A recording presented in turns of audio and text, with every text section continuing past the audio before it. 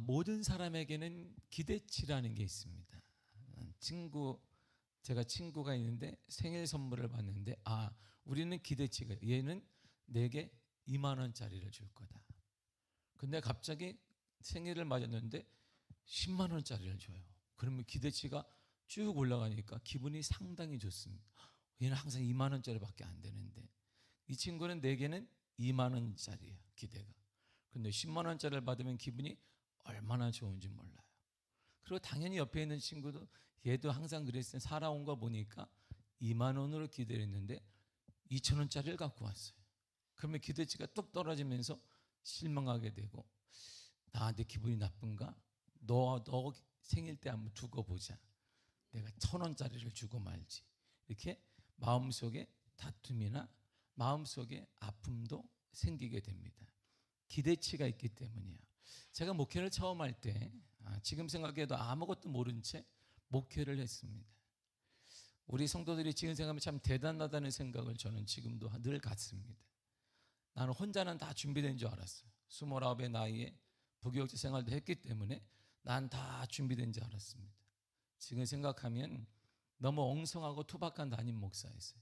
근데 그걸 다 참고 인내하고 받아주고 그 성도들을 통해 내가 성숙하지 않았나 생각이 들기도 합니다. 어려운 교회, 빛이 많은 교회, 성도들은 다 교회를 떠난 교회. 그래서 아무도 갈 목사가 없어서 제가 갔습니다. 또한 핏줄이니까 제가 또 갔어요. 나름 밤낮으로 열심히 목회했습니다. 기도하고 전도도 하고 열심을 품고 그랬더니 젊은이들이 조금씩 한 사람씩 몰려들었습니다. 아마 하나님이 저를 불쌍하고 가엾게 여기셨나 봐요. 참 없는데 너도 모르는데 자기 혼자 안다고 했지만 제가 1년 해보니까 목회가 참 이거 내가 생각한 목회가 아니구나. 저는 이게 조금만 열심히 하고 여기 박수를 치고 그때 선배님들이 말씀하시기를 강대상을 하나 뽀세면 부흥이 된다 그래가지고 열심히 여기 쳤는데 이름의 강대상은 깨지지도 않고 그러면서 아무튼 저를 불쌍히 여겼는지 성도들이 조금씩 모였어요. 그 중에 열심을 품고 있는 그 남녀 두 청년이 있었습니다. 그들이 약간 서로 내가 보니까 호감을 갖고 있는 것 같은데 그 당시에는 연하남과 결혼하는 게 일반적이지 않았어요. 그러니까 그 당시에 좋아하는 것 같은데 머뭇거리고 있는 것 같아서 제가 둘 사귀어라. 사귀고 결혼해라. 제가 그냥 만나게 해줬어요. 너무나 이쁘니까 결혼해. 걱정하지 마라. 그리고 그때 제가 참 대단하죠. 30살 바로 넘은 친구가 사겨. 나보다 나이가 많으면 사겨. 결혼해. 좋은 남자가 될 것이다. 근데 그 남성은 백수였습니다. 그래서 어떡하겠어요. 제가 믿음으로 결혼 날짜를 계속 하다 보니까 결혼 날짜를 다 잡았단 말이에요. 결혼식이 다 다가오고 저도 이제 주례도 이제 몇 번 해보니까 제가 29살 때 한 번 해봤어요. 그러고 나서 31살에 해보니까 얼마나 기분이 좋겠어요. 이야, 제가 처음에 29살 때 주례할 때는 저한테 얘기했어요. 예식장 가니까 신랑님 나한테 그랬어요. 내가 신랑인 줄 알았단 말이야. 내가 신랑인 줄 알고 그랬는데 그런데 시간이 지나니까 또 31살이니까 똑같아요. 그래서 제가 가운도 입고 준비도 많이 했는데 결혼식 전날 왔습니다. 전날 자매가 와서 하는 말이 막 펑펑 울면서 목사님 결혼을 못하겠습니다. 목사님 결혼을 못하겠다라고 얘기를 한 거예요. 저한테 펑펑 울면서 소재를 찾아요. 그래서 내일이 결혼식인데 자매 내일이 결혼이야. 그랬더니 전 내일 결혼 못합니다. 제 목양 싫어가지고 펑펑 우는 거예요. 아니 나 준비됐다. 그렇게 말할 수는 없지만 아니 지금 여기 결혼식 다 잡고 내일이야. 펑펑 울면서 찾아왔어요. 자매 가정에서 볼 때 처음부터 그 형제 가정이 마음에 들지 않아요. 기대치에 못 미쳤단 말이에요. 정말 못 미치는 가정이었습니다. 장남인데 그 형제가 아픈 어머니를 모시고 있어요. 그리고 지금 있는 집도 자가가 아니에요. 월세 사는 거예요. 동생은 서울대를 졸업하고 대기업이 지금 잘 나가고 있는데 모든 집은 장남이 지고 있는 거예요. 그 장남은 대학을 졸업한 후에 어머니가 큰 사고를 당해서 모실 사람이 없으니까 자기가 직업을 갖지 않고 어머니만 모시고 있는 거예요. 그러니까 형제는 당연히 백수였어요. 당연히 일도 안 한단 말이에요. 여기 자매는 공무원이었어요. 단단하잖아요. 그래도. 그러니까 딸을 가진 부모 입장에서 보면 양보해도 성이 안 차는 거야. 그 딸과 싸우기도 하고 또 싸우도 그런 남자가 왜 결혼하냐 계속 했지만 딸이 수용하니까 어쩔 수가 없어 했는데 계속 다투게 되니까 전날 절 찾아온 거예요. 그나마 형제의 가장 좋은 점은 신앙생활이 이뻤는데 불행하게 그 자매의 부모는 신앙생활을 하지 않아요. 그래 그게 뭔지도 모르니까 인정이 안 되는 거예요. 부모의 기대치에 그 형제와 형제 가정이 전혀 미치지 않는 것입니다. 그럼에도 불구하고 결혼하겠다는 딸의 완고한 마음을 부모가 도저히 이해가 안 되는 거예요. 그 화살은 제게도 향한 거예요. 꼬셨나 보다. 이게 목사가 꼬셔가지고 내 딸을 미래를 망쳤다고 얘기를 하기도 했습니다. 기대치에 훨씬 못 미치는 남성을 사랑하는 딸을 보면서 부모가 말리고 말렸는데 결국은 딸에 대한 미움으로 바뀌어버렸어요. 그러려면 다 때려쳐라. 행복할 것 같냐? 그리고 전날 싸우다가 저를 찾아온 거예요. 목사님 못하겠습니다. 펑펑 우는데 이게 난감해서 제가 지금 같으면 내가 좀 목회 좀 했으면 나도 지금 목회 초년병인데 31살밖에 안 됐는데 나보다 많은 성도가 와가지고 못하겠어. 펑펑 우니까 이 일을 어떡하나. 이 일을 내가 어떻게 해줘야 되나 난감한 거야. 근데 감사하게 아무튼 결혼 다음날 결혼을 했습니다. 자매의 부모님의 훨씬 기대를 못 미치는 사이라는 오명을 가진 채 결혼식을 했어요. 지금 가장 인정받고 좋은 사이로 그 여전히 신실한 신앙인으로 가정과 양가를 잘 모시고 있단 말이에요. 기대치가 무너지면 사랑하는 딸도 미움의 대상이 되는 거예요. 기대치가 무너지면 삶의 의욕도 떨어지게 되어 있습니다. 특별히 나와 긴밀한 관계를 갖고 있는 문제나 사람에 대한 기대치가 무너지거나 함량 미달이면 식음도 전폐할 정도로 인생이 휘폐해지게 됩니다. 오늘 이야기가 이 내용이에요. 예수님이 예루살렘에 입성하실 때 사람들은 예수님에 대한 기대치가 있어요. 이야. 그래서 이들은 예수님에 대한 기대치를 가지고 종려나무를 흔들면서 예루살렘 입성을 맞이했습니다. 종려나무 가진 유대인들에게 승리와 구원을 상징하는 것입니다. 구약시대부터 기쁨의 축제인 초막절 때 사용한 것 중에 하나가 바로 종려나무 가지였어요. 레위기 23장 40절을 보겠습니다. 시작. 첫날에는 너희가 아름다운 나무 실과의 종려나무 가지와 무성한 가지나무와 시내버들을 취하여 너희 하나님 여호와 앞에서 이래 동안 즐거워할 것이라. 아멘. 종려나무 가지를 흔들어라. 축제 때는 종려나무 가지를 쓰라 그랬습니다. 또한 이 종려나무 가지는 외세로부터 성전을 탈환하거나 적군을 무찌른 영웅을 맞이할 때 백성들이 종려나무 가지를 막 흔들었습니다. 최고의 환영이었어요. 이스라엘뿐 아니라 고대 근동과 로마 정권, 문화권에서 종려나무 가지는 승리한 왕이나 승리하고 돌아온 장군을 맞이할 때 펼칠 수 있는 가장 예의가 뭐냐? 백성들이 종려나무를 가지고 와서 막 흔드는 것이었습니다. 최고의 예우였어요. 특별히 종려나무 가지는 이스라엘 백성들에게는 거룩과 승리와 번영의 상징물이었습니다. 외경 마카비서를 보게 되면 마카비 장군이 예루살렘을 탈환하거나 이방인들을 격퇴했을 때 백성들은 종려나무 가지를 흔들었다라는 기록이 있습니다. 따라서 많은 무리들이 종려나무 가지를 가지고 예수님을 환영했던 것은 예수의 승리자라는 걸 보기를 원했던 거예요. 예수는 승리자이다. 예수님의 기대가 엄청 높았단 말입니다. 이스라엘 백성들은 예루살렘에 입성하신 예수님을 맞으면서 이렇게 외쳤습니다. 본문의 13절 읽겠습니다. 시작. 종려나무 가지를 가지고 맞으러 나가 외치되 호산나 찬송하리로다. 주의 이름으로 오시느니 곧 이스라엘의 왕이시요 하더라. 아멘. 호산나는 히브리어로 호시아나라는 뜻입니다. 호시아나가 뭐냐면 이제 구원하소서, 우리를 구원하소서, 이런 뜻이에요. 그러니까 예수님이 오시는데 백성들이 가서 이제 우리를 구원하소서, 이제 우리를 구원하소서 이렇게 외친 거예요. 어디서 구원하는데? 로마로부터 구원하는 거예요. 로마에 점령당했단 말이에요. 우리가 일제 36년 동안 있던 것처럼 우리가 뭘 그 당시에 우리 백성들이 뭘 바랐겠어요? 일제로부터 구원받는 거잖아요. 그래서 이스라엘 백성들은 예수님이 저 인물일 거야. 예수님이 오시면 우리도 구원받는 거 하니까 호시아나를 계속 외친 거야. 또한 이들은 예수님을 향해 이스라엘 왕입니다 라고 외쳤습니다. 결국 이들은 예수님을 이스라엘 왕으로 오셔서 우리를 구원해 달라는 간절한 마음과 기대를 가지고 예수님을 맞이한 거야. 이 내용은 시편 118편에 그대로 기록되어 있습니다. 25절과 26절을 읽겠습니다. 시작. 여호와여 구하옵나니 이제 구원하소서. 여호와의 이름으로 오는 자가 복이 있으며. 아멘. 여호와여 이제 구원하소서. 당신의 이름으로 오는 자가 복이 있습니다. 그분이 누구예요? 예수님이라는. 그러니까 이들은 구약을 아니까 그분이구나. 우리를 구원할 자가 온 거구나. 그렇게 알았던 거예요. 이처럼 예수님의 입성을 환호하는 무리들은 모두가 예수를 메시아로 알았습니다. 그를 인정하고 그의 오심을 송축했습니다.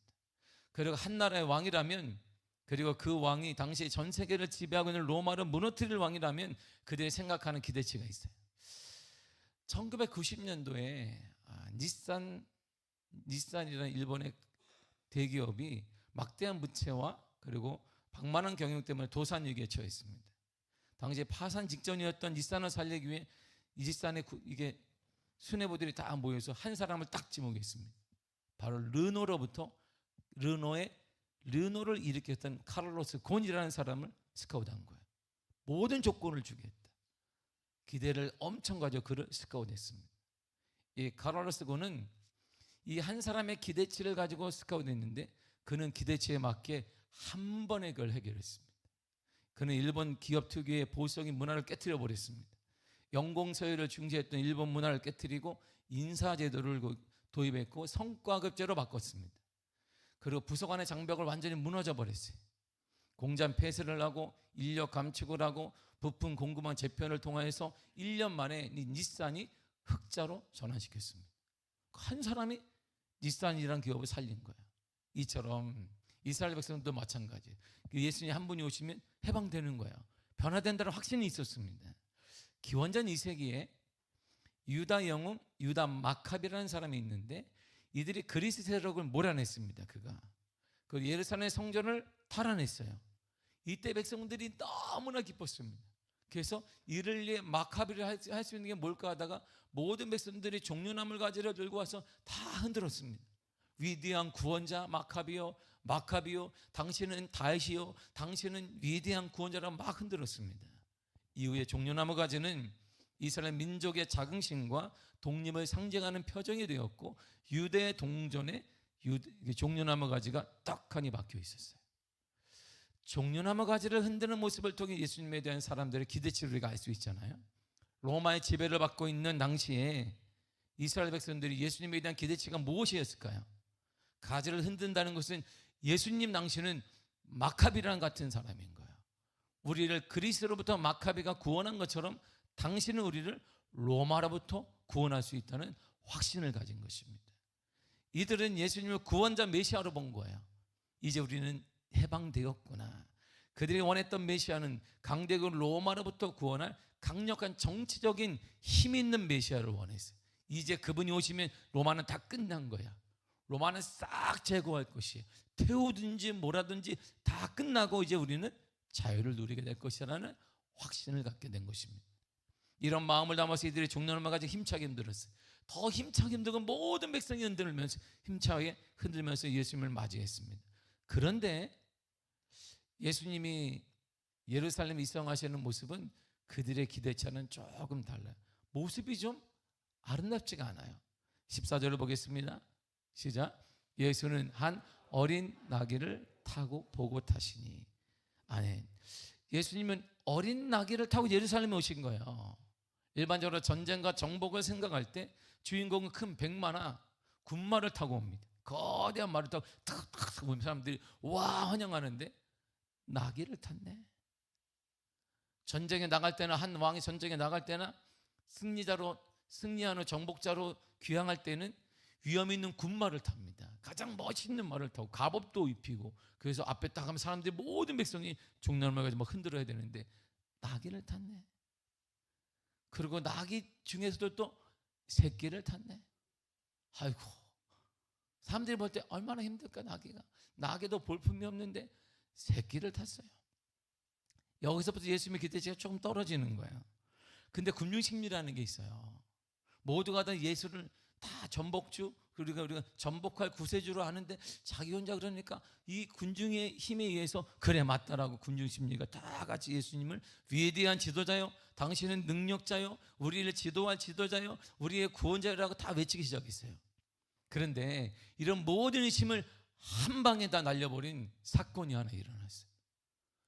그 중에 한 사람이 내가요, 옆 사람이 저와 이 사람이 예수님이 죽은 나사로를 살리는 것을 옆에서 내가 보았습니다.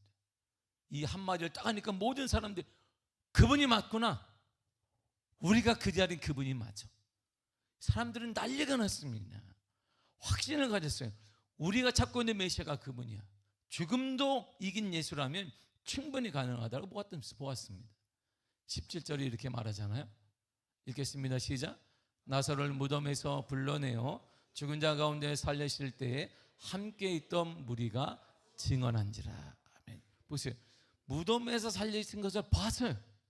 그 무리들이. 그들이 증언했습니다. 내가 봤습니다. 나도 봤습니다. 그러니까 맞네. 바로 그분인 거예요. 사람들이 기대했던 메시아 바로 이런 메시아인 것입니다. 죽음도 이기는 메시아, 어떤 문제도 이기는 메시아, 능력의 메시아, 소망의 메시아였어요. 그렇다면 이분은 아무리 로마가 강대하다 할지라도 반드시 이기시라는 확신을 갖게 했습니다. 예수님의 기대치가 더 급발진적으로 상승한 거예요. 더욱 열광하게 되었습니다. 예수님은 우리 어른 세대의 이미자보다 아니면 10대들의 BTS보다 더 열광적인 영적인 존재가 되었단 말입니다. 이런 기대를 가지고 예수님을 맞는 사람들의 모습을 다시 한번 보세요. 성경이 이렇게 표현하잖아요. 18절 읽겠습니다. 시작. 이에 무리가 예수를 맞은 이 표적 행하심을 들었습니다. 아멘. 들었어요. 기적을 들었습니다. 옆에 있는 사람들, 죽은 자가 살아나는 것을 직접 보았던 사람들로부터 들었습니다. 그래서 확신한 거예요. 드디어 우리가 기다린 메시아가 맞구나. 이야, 우리 인생은 이제 달라지는구나. 우리 가정은 달라지고 우리 나라는 달라진다는 것입니다. 그런데 예수님이 타신 이 나귀 새끼는 아무도 타본 적이 없는 나귀 새끼예요. 때는 전제가 달려 있습니다. 주님이 나귀 새끼를 가져오라고 했는데 그 전제가 하나가 있어요. 누가복음 19장 30절입니다. 시작. 이르시되 너희는 맞은편 마을로 가라. 그리로 들어가면 아직 아무도 타보지 않은 나귀 새끼가 메어 있는 것을 보리니 풀어 끌고 오라. 아멘. 나귀 새끼를 가져오는데 그 앞에 뭐라면 아무도 타보지 않은 나귀 새끼를 가져오라는 것입니다. 왜 예수님은 나귀 자체도 볼품이 없는데 그것도 아무도 타보지 않은 길들여지지 않은 나귀 새끼를 가지고 오라고 했을까요? 나귀 새끼는 본능적으로 사람이 등에 타면 이게 날뛰거나 거부합니다. 더구나 새끼는 한 번도 타본 적이 없는데 한 번도 등짐도 져본 적이 없는데 누가 타니까 막 뛴단 말이에요. 놀래가지고. 본능이에요, 이것이. 이 나귀 새끼를 타다가 떨어질 수도 있는데 그러면 예수님은 아무도 타보지 않은 나귀 새끼를 가져오라고 했어요. 그 나귀 새끼를 사용하신다는 거예요. 지금도 예수님은 아무도 타보지 않은 나귀 새끼와 같은 사람을 찾고 계십니다. 세상에 길들여지지 않은 사람을 찾는 거예요. 세상의 방법과 방식에 길들여지지 않은 사람을 주님이 사용하시는 거예요. 세상의 방식에 찌든 사람은 절대 사용하지 않습니다. 아무리 큰 능력이 있고 좋은 달란트가 있고 여러 가지 좋은 점들이 있고 세상 방식이 있다 해도 세상 방식이 길들여진 사람은 절대 주님이 쓰시지 않습니다. 남들 다 그렇게 살아. 원래 다 그런 거야. 사회적 통념과 취업과 결혼과 승진과 돈벌이 등을 우선시하며 사는 사람도 있는데 그래서 이들은 믿음으로 도전하고 모험하기보다는 실패하지 않기 위해 넓은 길을 선택하는 사람들이 대다수입니다.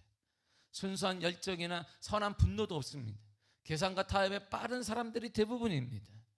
이런 사람을 주님은 쓰시지 않는다는 거예요. 우리는 똑같습니다. 우리가 주님께 쓰임받아 하나님의 은혜를 받고 하나님의 물질을 받고 능력을 받고 하나님의 역사를 경험하고 하나님의 살아계심을 경험하는 조건이 뭐냐면 세상에 길들여지지 않아야 된단 말이에요. 감정에 길들여지지 않아야 된단 말입니다. 세상에 길들여지지 않으면 투박해요.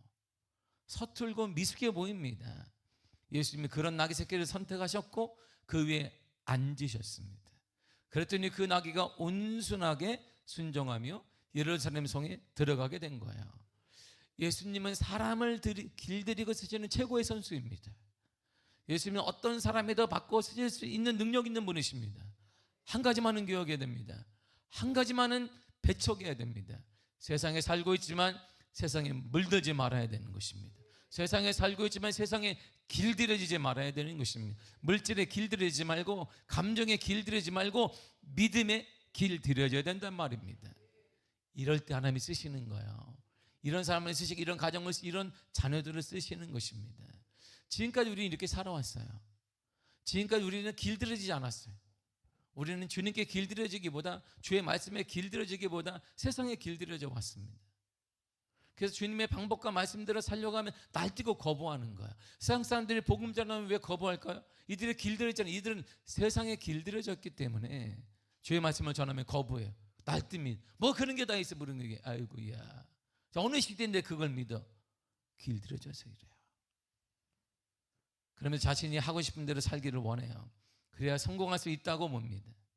내 능력대로 살고 내 경험대로 내 지식으로 내가 가진 적지 않은 물질로 사는 것이 최고라고 생각합니다.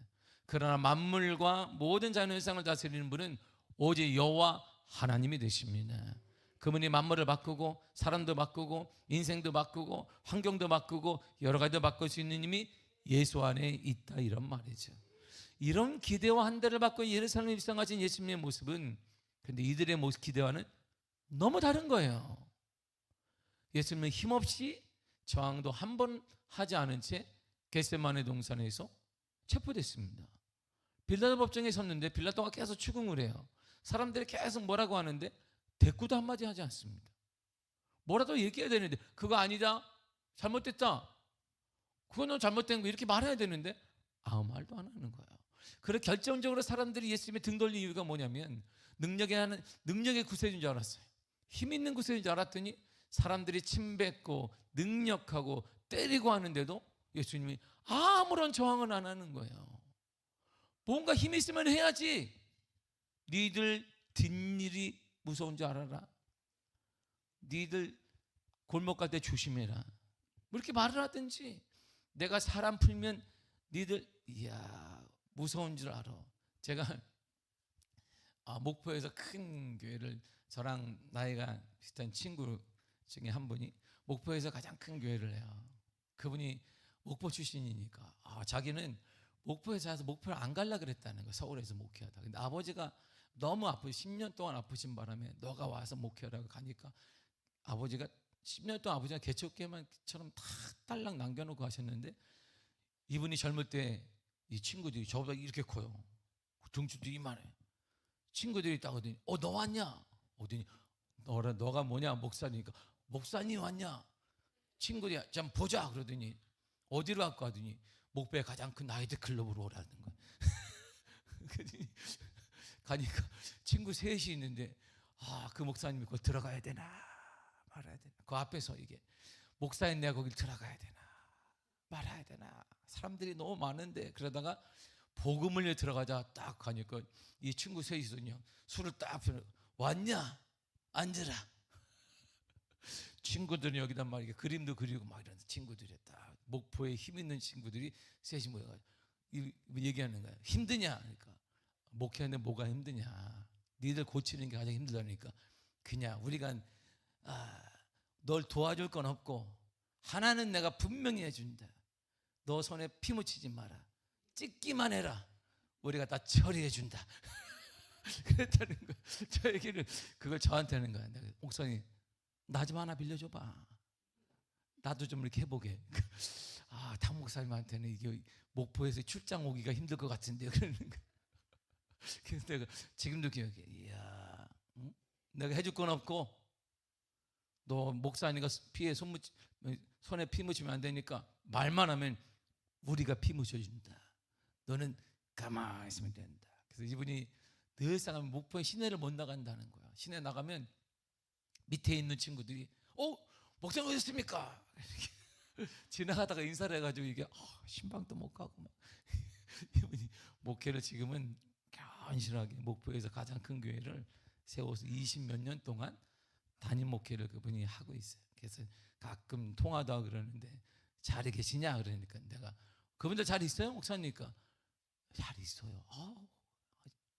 건강해요 그 친구들은. 얘기를 저한테 이렇게 하는 거예요. 투박할 수 있습니다. 사람들은 뭔가 자신의 힘으로 저항도 하고 뭔가를 해야 되는데 아무런 주님이 저항을 안 하는, 누구에게도 나타나서 누군가 나타나 도와주는 사람이 있어야 되는데 도와주는 사람도 없고 힘 있는 사람도 없고 목포 친구처럼 그런 사람도 없고 주님이 그냥 가만히 계시고 사람들이 깨달았어요. 아니네, 우리가 기다린 메시아가 아니네. 아니 저렇게 힘 있고 우리가 로마를 이길 만한 메시아를 기다렸는데 저봐 맞고 침뱉음 받고 조롱당하는데 아무도 안 도와주고 대꾸도 못하는 거 봐봐. 이들이 무력한 모습으로 주님의 무력한 모습을 보며 실망했어요. 예수님은 이사야 예언처럼 도살장으로 끌려가는, 말없이 끌려가는 어린 양과 같았어요. 지금까지 로마를 정복한 메시아로 기대했던 그들에게는 한순간에 완전히 기대치가 무너졌습니다. 예수님은 자신들의 정치적 메시아로 알았어요. 이제 주님이 오심으로 우리는 마카비처럼 그리스를 이긴 것이 우리도 해방되었다. 이제 로마는 끝난 것이다. 그 문제는 우리가 해결된 것이야. 예수님 믿음으로 물질의 문제는 해결된 거야. 예수님 믿음으로 그 사람 문제는 해결된 거야. 예수님 믿음으로 자녀들의 문제는 다 해결된 거야. 예수님 믿음으로 모든 문제는 해결된 거야. 그럴 줄 알았는데 예수님이 너무나 힘없이 무너져 버린 것이에요. 그래서 정치적 메시아를 기대했던 그들의 마음이 무너지면서 실망과 미움으로 변화됐어요.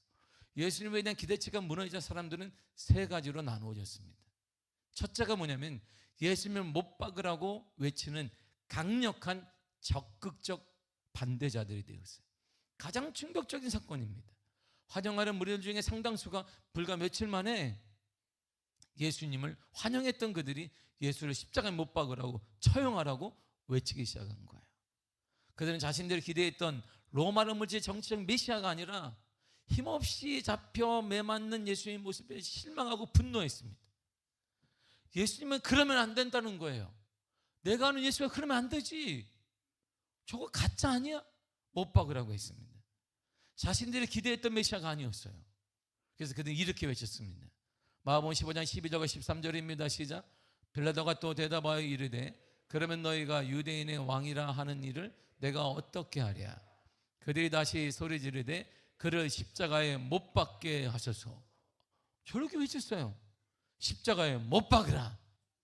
그들은 얼마 전에 종려나무 가지를 흔들며 우리의 구원자가 왔다, 우리를 구원시킬 것이다 그랬던 사람들입니다. 기대가 무너지면 그 기대치에 비례해서 미움도 원망도 실망도 커진 거예요. 결국 이들은 적극적인 분노자, 적극적인 반대자가 되었습니다. 두 번째로 소극적인 지지자들은 멀찍이 서서 구경하며 가슴만 알 거 없잖아 이런 사람이 되었습니다. 예수님을 따랐던 평범한 백성 중에 일부는 사태가 급변하자 두려움에 뒤로 물러나 버렸어요.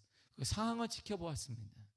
어떤 이들은 비극적인 죽음을 보며 뒤늦게 슬퍼했습니다. 이렇게요.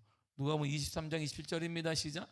백성과 및 그를 위하여 가슴을 치며 슬피우는 여자의 큰 무리가 따라오는지라. 아멘. 48절에도 이렇게 나와요. 시작. 이를 구경하러 모인 우리도 그 된 일을 보고 다 가슴을 치며 돌아가고. 어쩌지 주님이 어쩌지, 이게 다예요. 주님이 어쩌지, 여기 끝이었어요. 그리고 세 번째가 현실 도피자들이 생겼어요.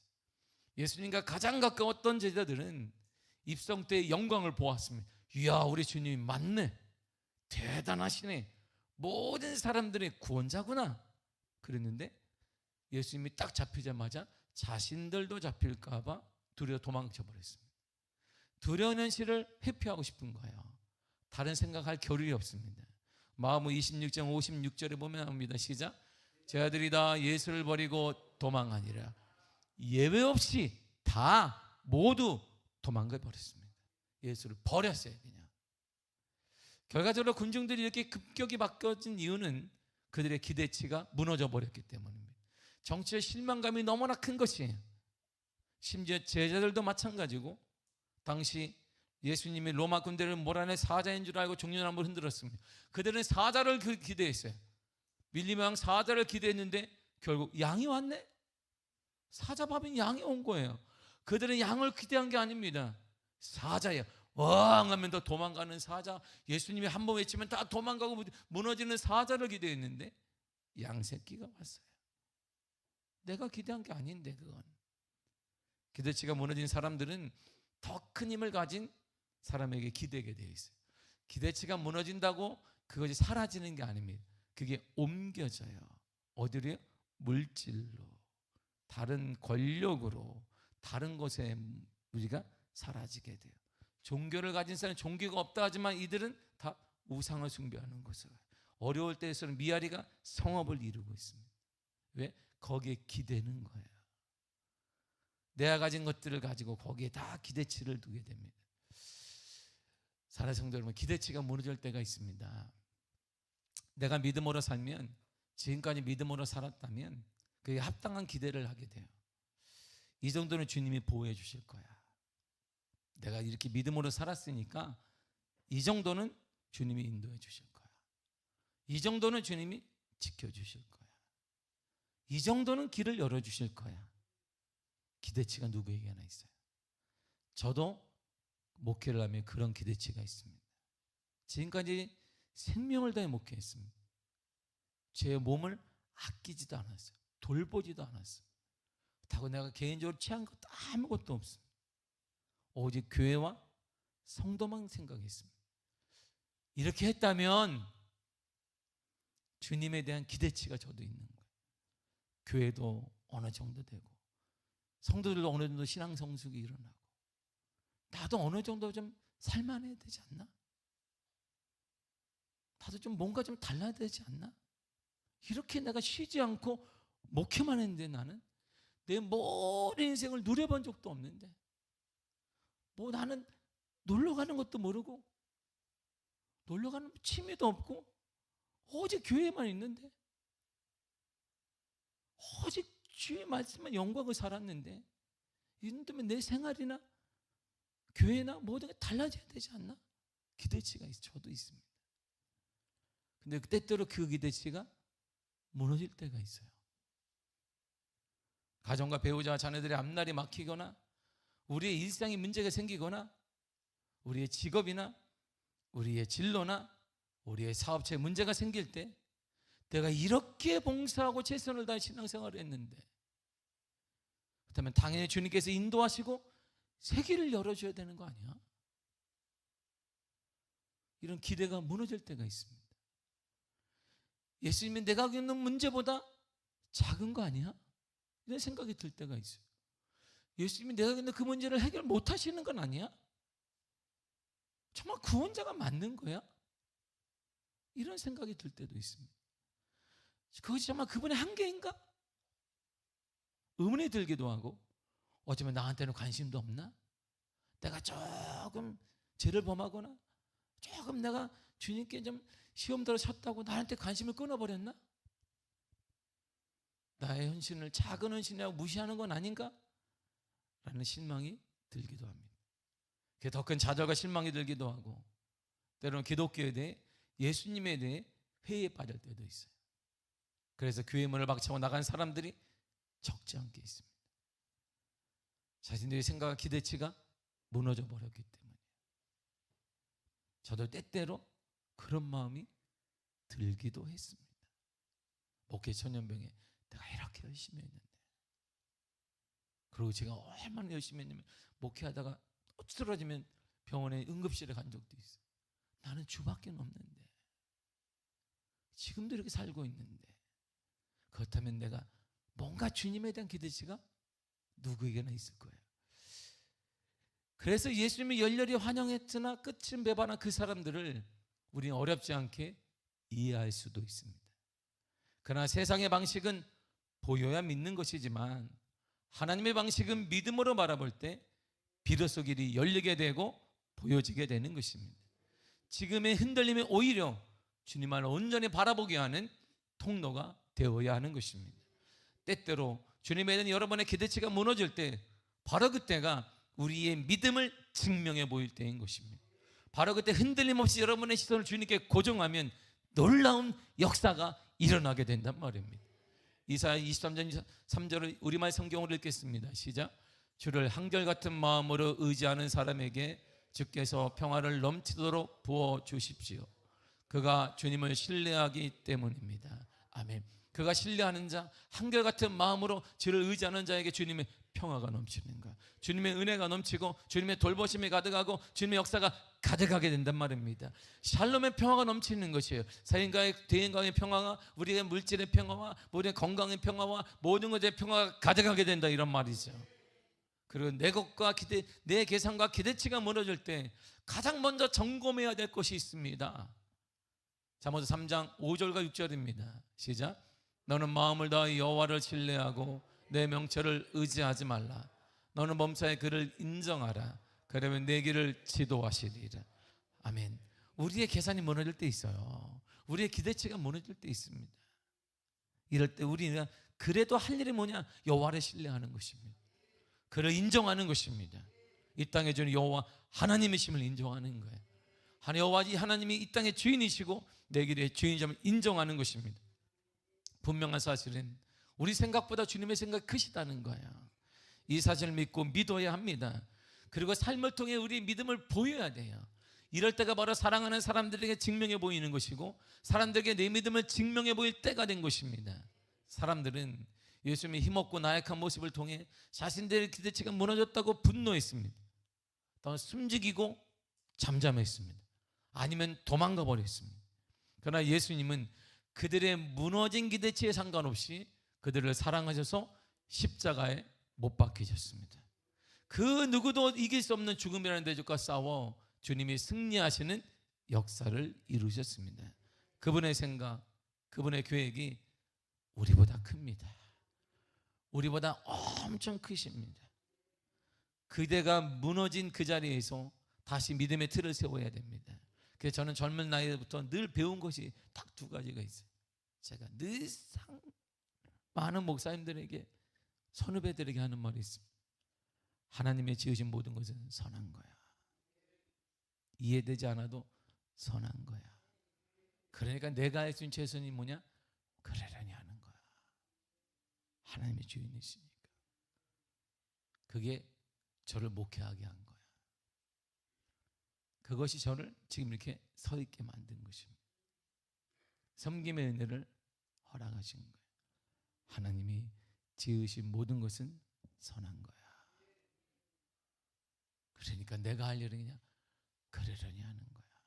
나는 알 수 없지만 주님은 내 생각보다 크시기 때문에 내 믿음은 변화가 없는 거야. 이것이 목회를 하게 만들고, 이것을 사람을 만나게 만들고, 이것이 목회 가운데 상처를 치유하게 만들고, 비전을 꿈꾸게 만들고, 다시 기도하게 만들고, 소망을 만들어 낸 것입니다. 주님은 저와 여러분들에게 이렇게 약속하셨습니다. 이사야 55장 8절과 9절입니다. 시작. 내 생각이 너희 생각과 다르며 내 길은 너희 길과 다름이니라. 여호와의 말씀이니라. 이는 하늘이 땅보다 높음 같이 내 길은 너희 길보다 높으며 내 생각은 너희 생각보다 높음이니라. 아멘. 사랑하는 성도 여러분, 우리의 기대치가 무너질 때가 있습니다. 주님에 대한 기대치가 무너질 때가 있어요. 내가 생각할 때 이 정도는 돼야 되는데 주님이 무너질 때가 있습니다. 그러나 분명한 사실은 주님은 우리를 위해 살리기 오셨고 주님의 생각과 우리의 생각은 차이가 많다는 것이에요. 그럼에도 우리는 주님을 믿습니다. 주의 계획은 선한 것입니다. 여러분들을 향한, 여러분의 자녀를 향한, 여러분들의 일터와 우리 교회를 향한 하나님의 계획은 선한 것입니다. 하나님 반드시 회복시켜 주실 것입니다. 하나님이 끝까지 신뢰하는 여러분들에게 은혜를 허락하여 주실 것입니다. 하나님의 역사를 기대하시기를 바랍니다. 하나님의 간증이 역사가 시작되는 것입니다. 바로 그때가 하나님의 은혜와 하나님의 간증과 축복이 시작할 때인 것입니다. 그러므로 이해되지 않는 무너짐이 있을 때, 이때 좌절할 때가 아니라 우리의 신앙을 보여드릴 때요, 그때가 시작될 거예요. 그때가 여러분의 가정의 시작이고 축복의 시작이며 재기의 시작이며 열림의 시작이 일어나게 될 것입니다. 우리 하나님을 신뢰합니다. 하나님의 계획을 믿습니다. 하나님의 생각이 위대함을 믿습니다. 그런 믿음으로 여러분의 좌절 가운데 머물러 있지 말고 어려움 속에 다시 일어나 변치 않는 삶으로 도전하고 하나님께 나아갈 간절히 축복합니다. 기도하겠습니다.